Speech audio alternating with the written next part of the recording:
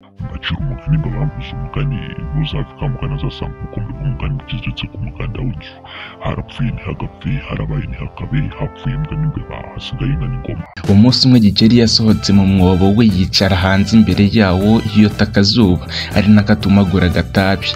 Ntashya nawe akomeza ya mihamirizo yisanzwe yo mu kirere, ariko bombi bakajya barebana mu maso. Kera kabaye Ntashya aramanuka asanga Gikeli aho yari yicaye, batangira kuramukanya baraganira. Bigeze aho Ntashya aravuga ati ariko Ibikeli mumaze iki koko? Mugize umwanda, mugize kutiterura aho muri, ari ibiba mu myobo ari ibiba mu mazi, mwese muri kimwe, aho uzi ukuntu mupfa umusubirizo.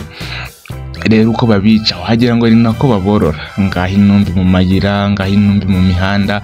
Ese iyo mudapfa mucyo umwari kuzakwira he kwisi? Rero nguyu mugaramye mu mihanda muba mushaka abacamanza da bahebokajye, urubanza muba mwarwiciriye kera kuko mwirangaraho.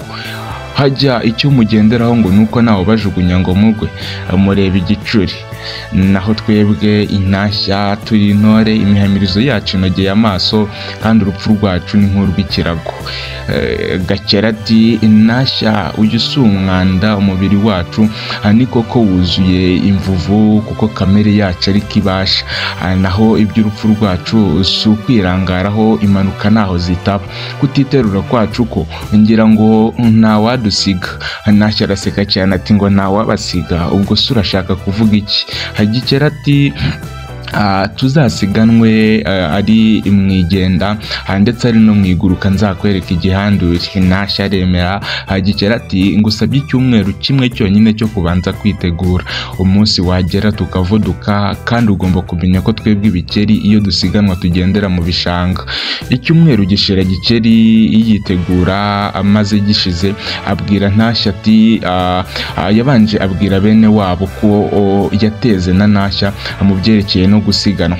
Gikeli ati nabwiye Ntashya ko twebwe Ibikeli iyo dusiganwa tugendera mu bishanga. Bikeli rero murabe maso, kandi si ngombwa kuvaho muri, dore uko bizagenda. Ibikeli mwese muzatumaneho, maze Ntashya nahamagara ngo Gikeli namwe muzasubize muti ndi hano. Ibikeli byose byo mu bishanga bitumanaho, inama iruzura. Umunsi ntarengwa uragera, Gikeli ahagarara ku nkengero y'igishanga. Ntashya araza amwicara imbere. Gikeli ati Ntashya tugiye gusiganwa, ariko nkwibutse ko Ibikeli tugendera mu bishanga. Aho nzagera, aho uzajya ugera, uzajya uhamagara uti Gikeli ugeze, nzasubiza ndi hano. Ntashya ati tugende wintera igihe, niba kandi wanga gukorwa n'isoni bivuge, noye kwiruhiriza ubusa. Gikeli ati tugende. Ntashya ati wantindiye ahubwo. Gikeli yibira mu gishanga. Ntashya araguruka. Gikeli abonye Ntashya yandurutse, aragaruka yiyicarira imbere y'umwobo we, yinywera agatabi ati Ntashya agenda ndaguhaye. Ntashya arazimiza si ukuguruka. Ageze imbere arahamagara ati Gikeli ugeze he? Gikeli ati ndi hano.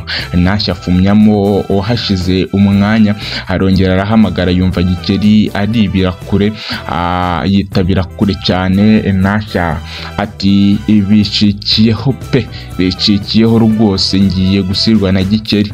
Arongera arahamagara. Gikeli yitabira inyuma y'imisozi 5. Ntashya ati nguye agacuho, ahasigaye dusubireyo maze ndebe ubwo butwari bwawe. Gikeli ati nakubwira iki? Ntashya arakimirana, asanga Gikeli yicaye umudendezo n'ibitwenge byinshi. Gikeli ati ubuse aho Ntashya niwiboneye, ubwirasi bwawe buzakugeza kuki? Uguhiga ubutwari muratabarana.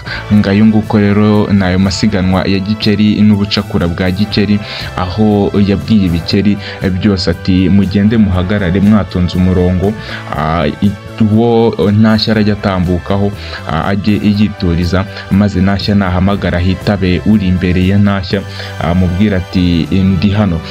Nubwo bucakura bwa Gikeli birangira atsinze irushanwa gutyo.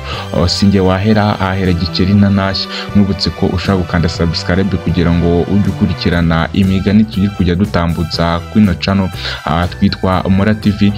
Kora share kugira ngo ibi bitekerezo cyase iyi migani igikomeza igera ku rubyiruko kugira ngo dukomeze dusigasire umuco nyarwanda wo guca imigani, kuvuga ibivugo, bose bajye bakomeza kubimenya kugira ngo uyu murage tuzawurage ntabo tuzasiga.